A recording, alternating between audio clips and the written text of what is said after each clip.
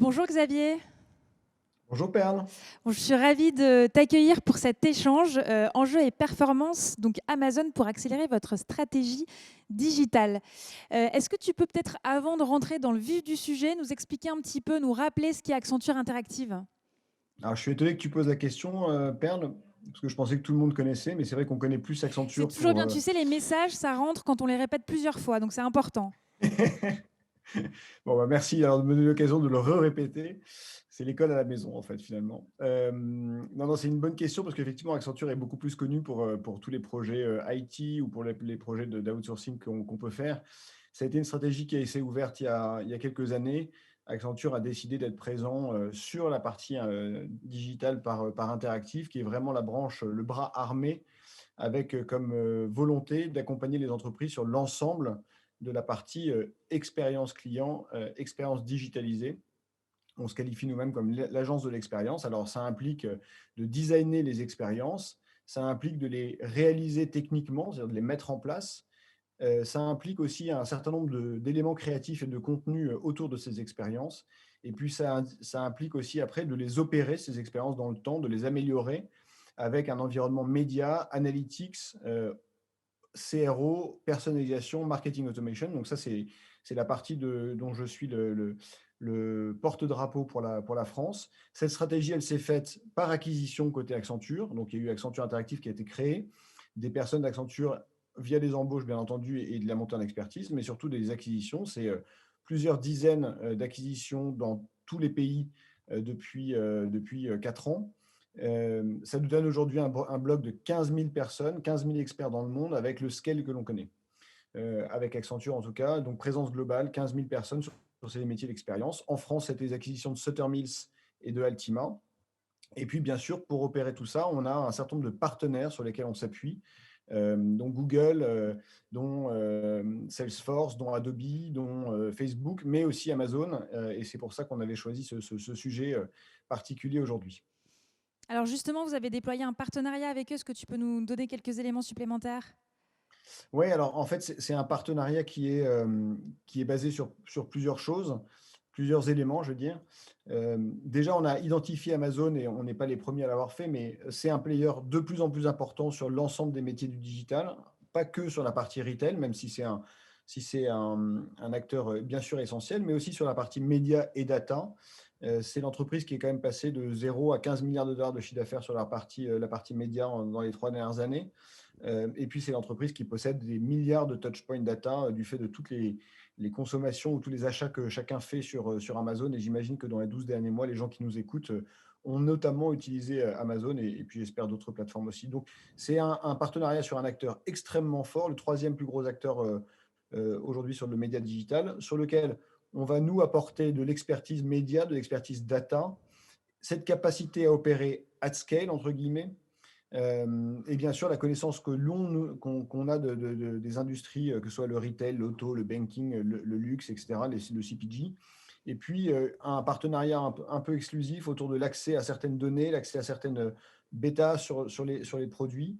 Donc, il y a ce partage d'expertise avec Amazon, la volonté d'adresser nos clients en commun, de leur donner accès au meilleur des technologies, et puis, bien sûr, à l'ensemble des données disponibles sur Amazon et sur Amazon Marketing Cloud. Donc, c'est vraiment ce partenariat d'expertise autour de la technologie et des produits d'Amazon, et puis du retail, puisqu'on accompagne des marques, notamment aux États-Unis, sur leur stratégie retail avec un modèle de business partnership, entre guillemets. On partage la valeur, on a une rémunération un peu différente d'un cabinet de conseil traditionnel, puisqu'on prend un pourcentage de la marge sur les ventes réalisées. Aux États-Unis, c'est plusieurs milliards de dollars déjà qui passent par Accenture.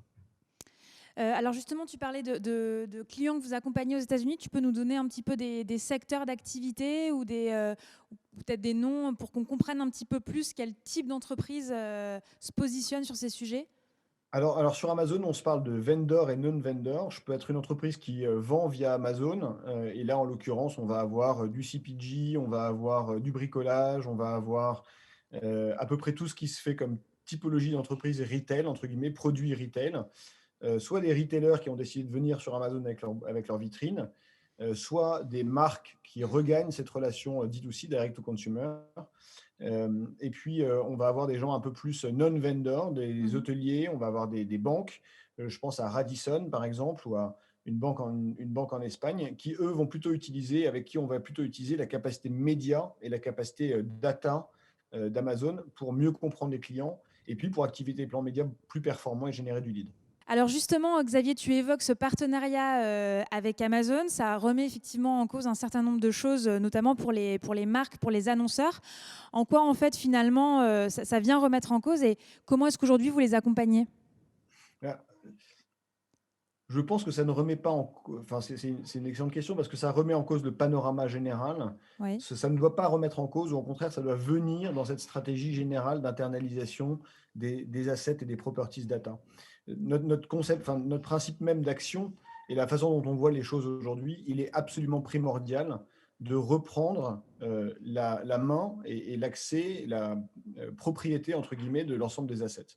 Et en cela, Amazon apporte une nouvelle dimension du sujet. Amazon, ce sont bien sûr la partie retail qu'on connaît, sponsors, ads qu'on connaît, mais c'est aussi des DSP, c'est aussi un marketing cloud qui sont de plus en plus utilisés par les marques qui ne font que de la publicité ou qui font aussi de la publicité et qui donnent accès à la data room Amazon et à des informations absolument primordiales pour optimiser des plans médias et optimiser de l'acquisition client.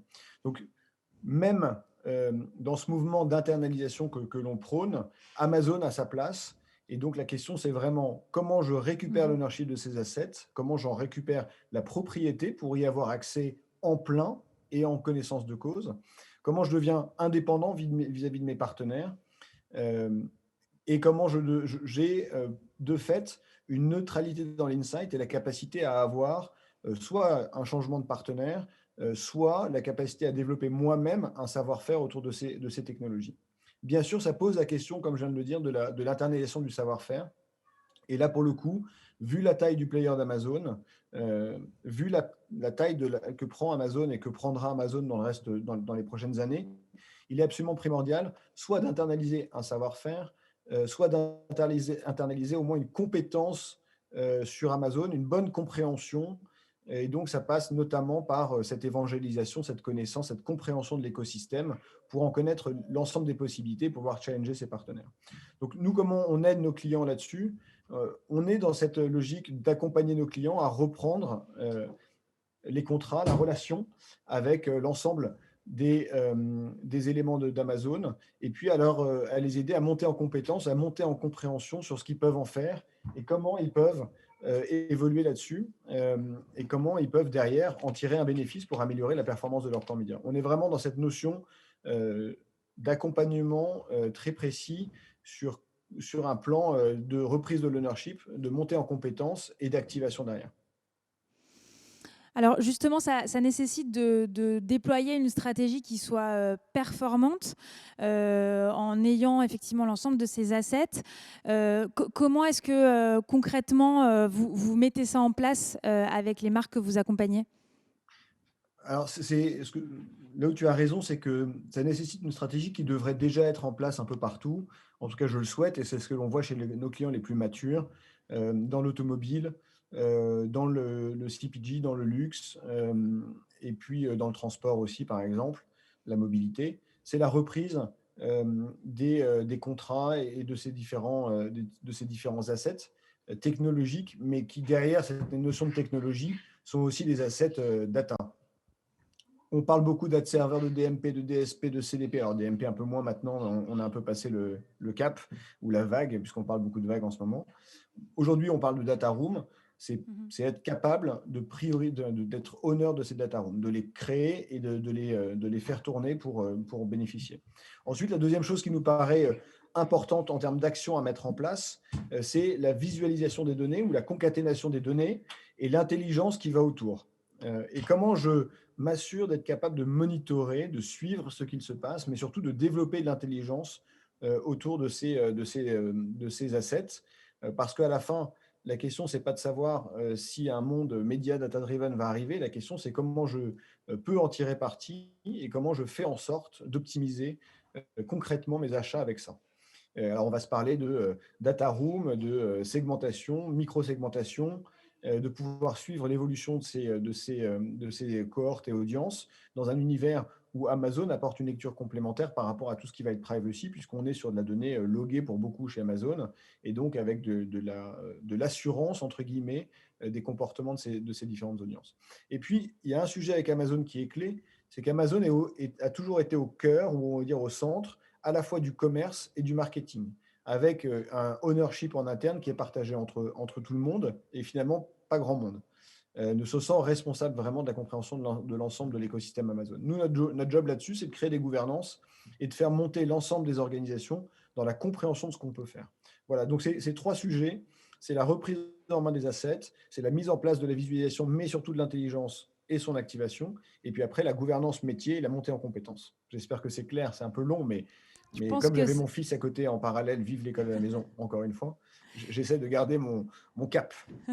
non, je pense que c'est extrêmement clair. Merci en tout cas pour ce partage et pour cette vision. Tu parlais en introduction effectivement de la notion d'expérience qui est très forte et qui est fortement portée par Accenture Interactive. Vous avez sorti il y a quelques mois Business of Experience. D'ailleurs, on va le partager, donc il y a une étude, on va le partager dans le chat. Donc n'hésitez pas à regarder et à aller plus loin sur cette notion d'expérience dans laquelle bien sûr la data est extrêmement importante. Merci beaucoup Xavier et puis on se donne rendez-vous très bientôt. Merci beaucoup, Perle. Très bonne journée à tous. Merci.